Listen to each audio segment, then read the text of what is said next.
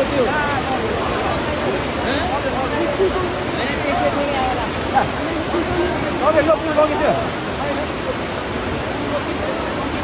पुलै लिएर आएर सिङ्गो पुल यार